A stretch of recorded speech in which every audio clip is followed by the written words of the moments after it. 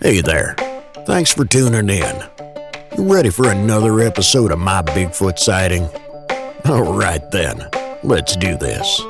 Seen a bunch of rundown no-horse towns where the church is the backbone, love's in the plow, and the five-string melodies grooving, with the farmland roads where the roots run deep, beyond the noise of the busy streets, where the songs of the South are soothing.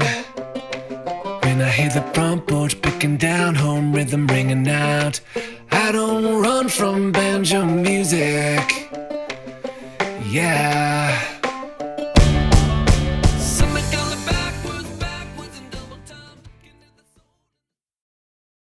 If you'd like to be able to listen to the show without ads and have full access to bonus content, that's an option. To find out how, please go to mybigfootsighting.com. My Bigfoot sighting happened in East Tennessee. I belong to a group called NCI, North Carolina Investigates, and we had one of our investigators who lives up in Tennessee found an area that Scott Carpenter had an experience there that scared him so bad he only went to this site one time. So me and Robert Effler and Michelle Effler went up and met my good buddy Harley Owens, which he's our Tennessee investigator, and we went out to the site. When we got to the site, as we pulled into our research area, I was noticing all the places where elk had been horning the trees, getting a felt off their horns. I also noticed that there were deer hornings on the trees too, so I knew there were wildlife in there. And off to our left was the wood area, and off to our right was actually a very good sized creek that came down through there. So we pulled in. We went to our parking area, parked, got out of the vehicle, and when you got out of the vehicle, there was almost a silence in the woods. You really didn't hear any birds or anything for a little while after we got there. We started up talking to Harley and finding out exactly where he had found different Bigfoot and whatever signs. So we worked our way up through there, and we found an archway that had been made by most likely a Bigfoot, because I don't know of any other creature that makes them. And the tree that was used to hold down the end of the other tree to create the arch, the stump for it was 20 yards away from where the tree actually was. So we knew something had to literally pick up this tree and set it on the end of this other tree to make the archway. And during our investigation, looking around and checking out the ground, which the sky was kind of a hazy sky. We had sleet every now and then. We had snowfall every now and then while we were there. It had lots of dead leaves on the ground, so you couldn't really couldn't cast a print. If we did see one, it would be almost impossible to cast. But we did find, in the same area as the arch, we found a 5.5 inch wide, probably, I think it was 6 or 7 inches long, Dogman print. And we kept working our way through the woods a little at a time, and we looked up and we found trees anywhere from 1.5 inches to 3.5 that had been twisted and broke over. And we know that they were fairly fresh breaks because the leaves were still green on them. They hadn't browned out yet. And we made our way through the forest in different areas. We kept finding things like, beside the twist breaks, we found X's, or the created X's, and the stumps for the trees that made the X's would be 15, 20 feet away from where the actual tree was. We also found an ambush site that would have made any hunter envious. There was 3 big game trails came together in this one area, and the Bigfoot had stacked up trees almost in a half circle, and it was tall enough for me to stand up in. I'm 6 foot tall, and I could stand up in it and still had plenty of room. But at night, if you had been sitting in that ambush site at night, deer, elk, anything that come through there, you'd be able to just reach out and grab it and eat it with no problem. So we moved. We kept finding all the sign. We took pictures. We recorded our findings.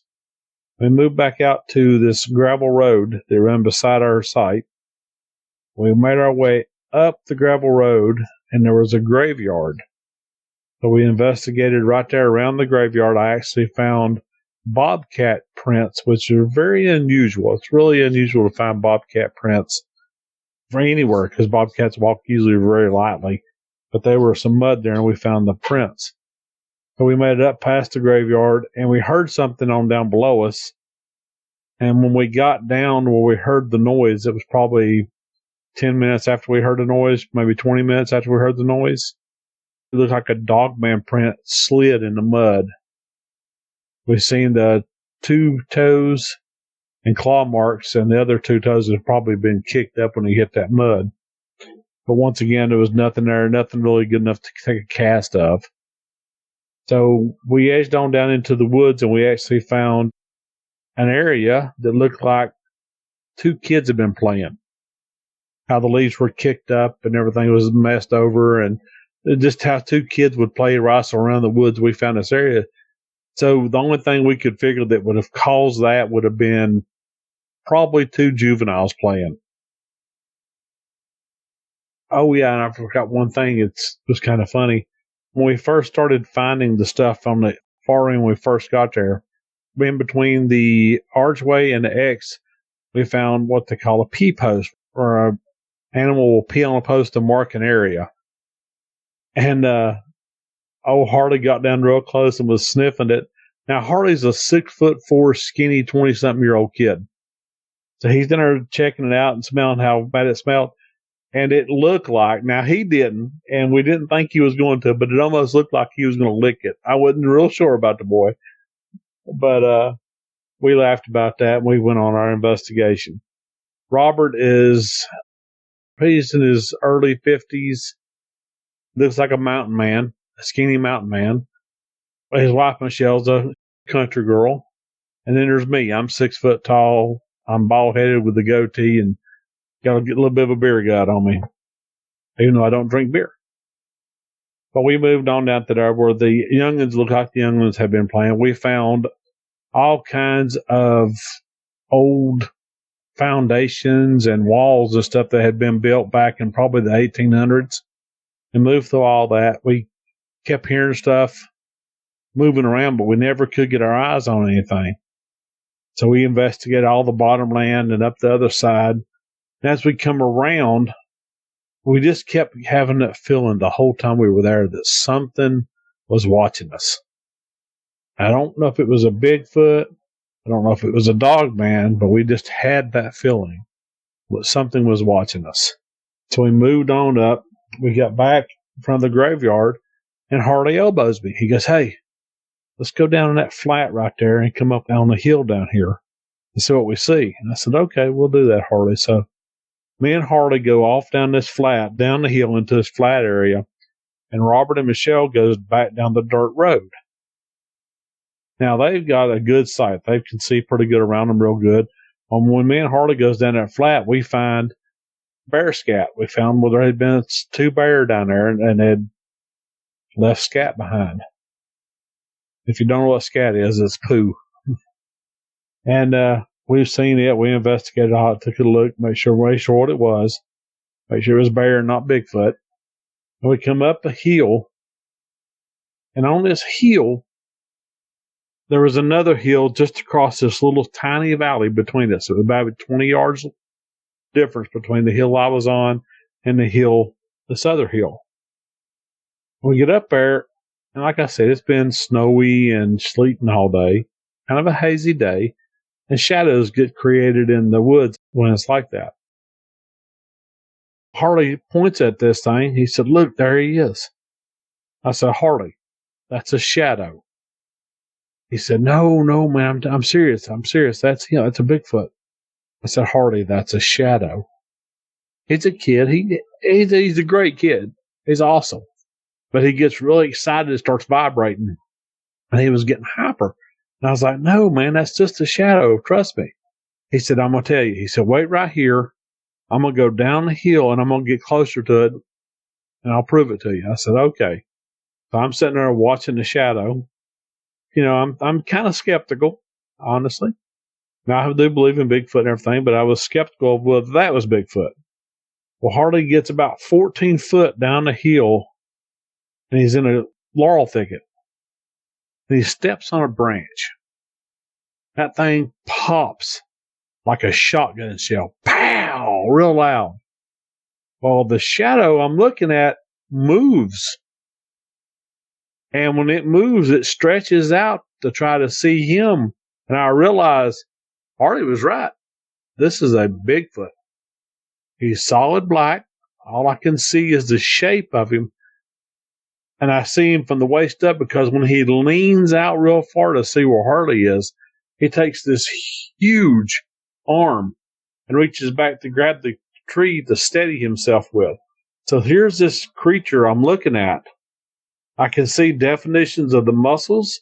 I can see this huge arm stretching out, holding on to the tree with fingers.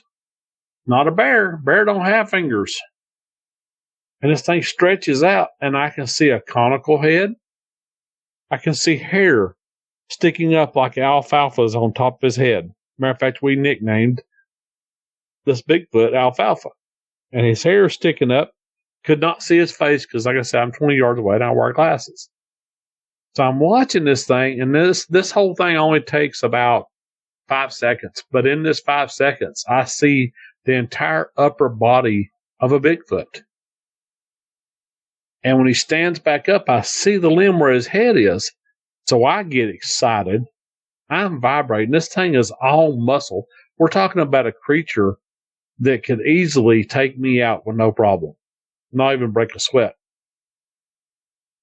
So I get excited. I holler real loud and I take off down the hill. I pass Harley. We both come up the hill. I don't know what I was trying to do, but get closer. We come up the hill, and of course, the Bigfoot's gone. He was solid black. It was awesome. When he put that arm up, I knew what it was. There was no mistaking what kind of creature this was because you could see the hair, you know, the silhouette of the hair, the muscles ripping in his arm. He was huge.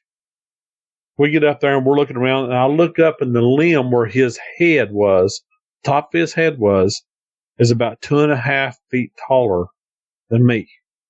That puts this creature at 8.5 feet tall. Okay? We're looking around to see if we see hair. We don't see any hair. There's a little dirt hill there, and we see 3 perfect toe prints in that hill. You can see a little bit of a small toe. You can see a little bit of a big toe, but the 3 toes in the middle were perfect. So we get excited and we look, and this thing is so smart. Where it was at, there was a big tree beside it, another big tree beside that, laurel thicket, and then on the other side of the hill was a laurel thicket. And then about 20 feet down, it opened up on both sides. You could either go left off the hill or right off the hill. So we take off down this 20-foot hole. We get down at the end, our radio goes off. Robert says, "What are you guys doing up there? Something is tearing the woods up down here." When he says that, everything went dead silent except a bunch of crows something scared up a bunch of crows, and they flew right over top of Robert's head like a bullet. So we drop off to the left side going down the hill, and we hit a thicket that we could not see any farther than maybe 2 or 3 feet in front of our faces trying to get out through this thicket. And I'm thinking this whole time, if he's mad at us, this creature is going to kill us in this thicket. So we work our way through the thicket, work our way through. We get down out of it. We come up on the road just above Robert. And Robert tells us, he said, "Man, I don't know what y'all scared up there." He said, "But it stopped. And it sounded like it went back in behind you guys on that hill." So we looked around. We didn't see anything. We made our way through there. Made it back to our vehicles. And that was it for that hunt. I mean, I seen a Bigfoot. That was the first time I'd seen one. That happened on January 7th, 2024, at somewhere around 3 o'clock. Well, we went back again for another hunt in that same area. And this was just a few weeks ago. It was in April. It was April. We went back up there and we went back through, and a lot of the stuff that was there was gone. There was a different arch, and it was bigger, but it was in a different area. And we made our way through, and all the stuff that we had seen before, like the ambush site, was all gone. But we found something extremely interesting. We found this huge limb that was 30 feet from the tree that it fell out of, uphill. And it was balanced on two small trees. Perfectly balanced. I mean, I don't understand how there's no way it could have happened naturally, because if that limb would have fell, hit those little trees it was on, it would have crushed them. This thing was put on these small trees, and it was balanced perfectly. So we made our way up through there, and it was really kind of strange because we didn't see any more creatures up there. I even did predator calls. I did a wounded fawn. I did a coyote yell. On my phone has this app that has all these predator calls. We tried these, and we got some response, but it wasn't from a Bigfoot or Dogman. It was actually from a four-legged creature, because we could see the movement under the edge of a laurel thicket. We knew it was four-legged by the way it was moving, and we could see just a little bit of the feet. We couldn't really tell what it was. And we went on up through there, and we get up to the top of the hill by the graveyard, and Robert stops us. He goes, "Y'all hear that?" And we just kind of look at him like, "No, what are you hearing, man?" He says, "I swear I just heard some disembodied voices over the graveyard." I said, "What do you mean you heard some disembodied voices?" He said, "I don't know." He said, "It sounded like a couple of women and a man was talking." And he said, "I could hear kids laughing." And it was in the graveyard. So we sit there and listen for a while. We tried to record. We didn't get anything. So we moved past the graveyard down a hill. And it was so weird. We're lined up, okay? We got Robert and Michelle and Harley in the front. I'm sorry, Robert and Harley in the front. Michelle didn't come. It was Robert and Harley was in the front. They were walking in front of me, and I fell back a little bit because I was looking around. And I hear, I was like, "Hey, did you guys make a noise?" They're like, "What? No, we didn't say anything." And I said, "Well, I'm hearing stuff because I just heard something. I don't know what it was." And we just kind of blew it off, and we walked another maybe 15 steps, and I heard it again. It was just as plain as day. So we stopped, and I looked around, and we could hear something paralleling us in the woods up behind us, the big laurel thicket. We could hear it, and we never see anything. Then all of a sudden, Harley goes, "Oh, man," he grabs his head. He says, "My head's killing me." I'm like, "Oh, man," I had to take my glasses off. I couldn't focus. I felt kind of dizzy, and it would just hit us all of a sudden. And I took my glasses off, and I'm trying to focus to see what's going on. And all of a sudden, it just went away. And we believe that we were hit with an infrasound, which something that some creatures in the wild have to stun prey or confuse their prey so they can attack them. So this happened to us right there. And we were very confused. We didn't know what was going on. So we got our stuff straightened out. We went probably, I don't know, 20 yards, 30 yards more. We stopped. We decided, hey, let's whistle. So I whistled real loud, and I got a call back. On the top of the mountain to my right side, I heard a whistle back. It was perfect. It was loud too. So I was like, all right, that's never happened before. So I was excited again. And we decided to stagger our going back. We thought, well, maybe we're too close and maybe they won't respond to it like this. So we'll break it up a little bit. So Robert went first. and he got pretty far down the way. Then Harley went, and I was standing there waiting for her to let me know, it was my turn. And I look over, and there's this huge white dog on the hill across from me in the woods. And I was like, that's a big dog. I hope he's nice. And then this woman walks out. She's over walking her dog. So I let them know, hey, there's a woman coming down through here. She's got her dog, So I start off, once I seen them, I went ahead and started. And I heard something. I went over this little hill and I went down. As I started back up again, I heard something. So I stopped, was looking up in the woods to see if I could get a visual on what made that noise. And I felt something staring at me. I looked back, and on this hill, 10 feet away from me, is this huge white dog standing there. Fortunately, he was nice. He come down, he smelled me, and I patted him. Him and the woman went on past me and went on their merry little way. Of course, I called ahead and let the guys know, hey, she's on her way. She just passed me.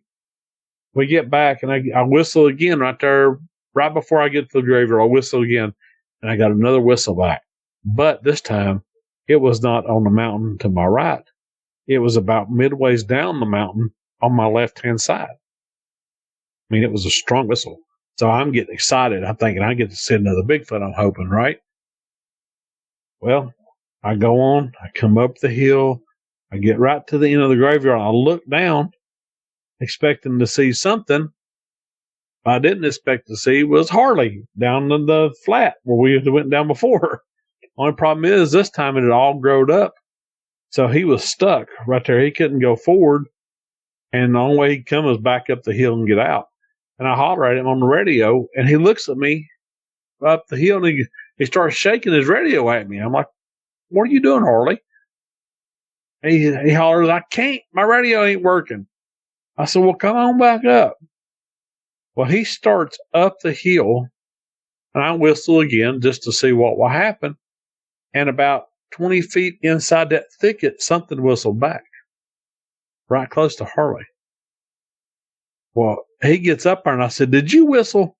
He said, no, I didn't whistle. I said, you sure? He said, no, I didn't whistle. He said, I can't even whistle. Why it wasn't me? I said, well, something whistled behind you. He said, well, that would explain what all that stuff I heard messing around those laurels. He said, I heard something in there. I just couldn't get my eyes on it. Well, Harley, he gets, my radio quit working. We tried it and it worked great. I said, well, something ain't right because it's working great now. He said, I don't know.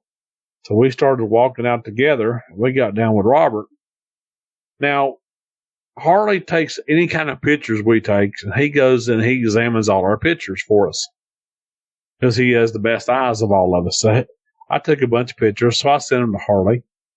And we're sitting home that night, and he messages me on Facebook. He said, dude, you ain't going to believe this. And I said, well, what was it?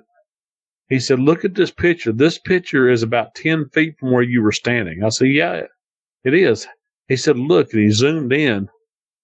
There was a dog man standing behind me, 10 feet away, watching me. And I had no idea. Then, the real strange part, now this is the last thing I have to tell you as far as Bigfoot goes. But there's a real strange part. In one picture, you can barely see something. So when he blew it up, there's a little creature around 3 foot high peeking up from beside a tree. And we don't know what it is. It's gray. You can see its eyes. You can see its mouth. It has a big head. We have no idea what this creature is. Now we know why Scott Carpenter got scared out of there, because there is a lot of Bigfoot and there are a lot of dogmen and there are a lot of other creatures, because this is the third time we've had pictures of something we couldn't explain. That's about all I have as far as Bigfoot goes in my recent experiences. And I have 2 books on the market right now. One of my books is called Legends, Myths, Monsters, and Ghosts, the USA edition. It's about 590 pages, and it has stories from every state in the United States. I think the least amount of stories I have for each state is 5, and I think it goes all the way up to 8. but they're everything from Bigfoot to ghosts to UFOs to serial killers. And in that same book, I have 5 of the Indian tribes and their stories, their legends. I also have my theory of Bigfoot. If you're interested in that, I don't know if anyone is, but that's my first book, and it's available to you on Amazon. And my other book available on Amazon is called Monsters of the World. It has 104 different cryptid creatures from every continent in the world.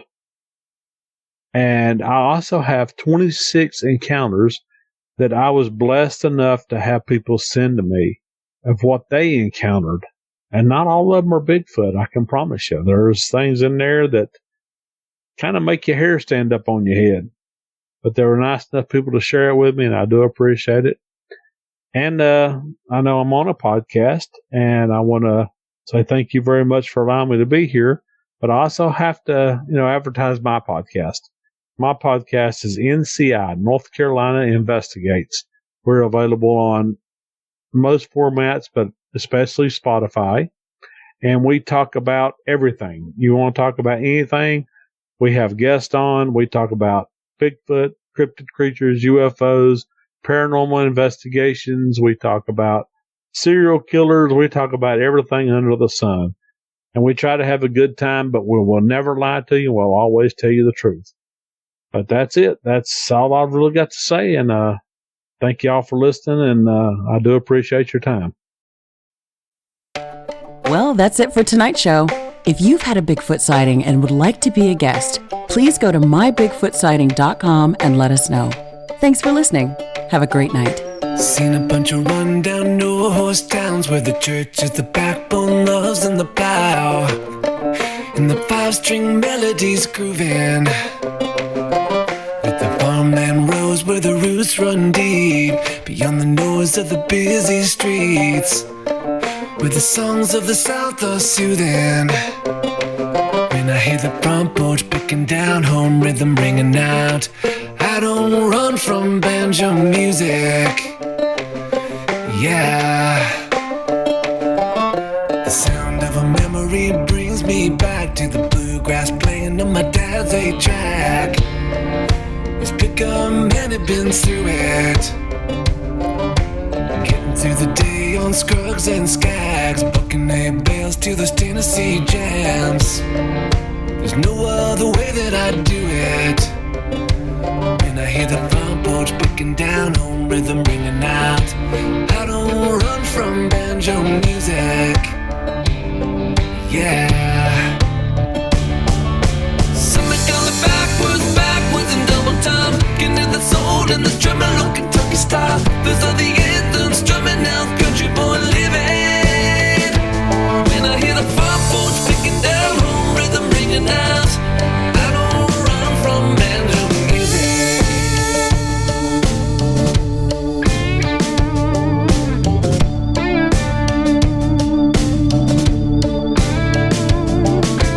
Pace of the city life drives me wild.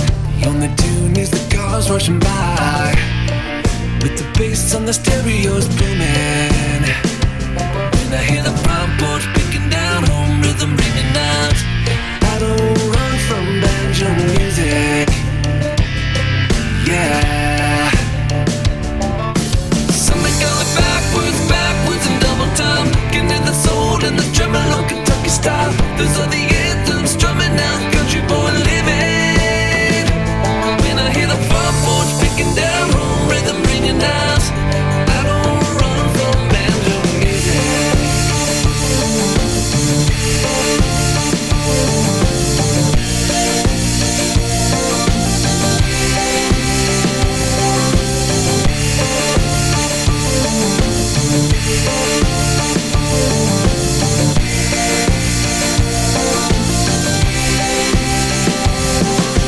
Something going backwards in double time, looking at the soul and the tremolo Kentucky style. Those are the anthems strumming out, country boy living. When I hear the front porch picking down, home rhythm, fried chicken, porch swing, mama's best sweet tea kind of sound.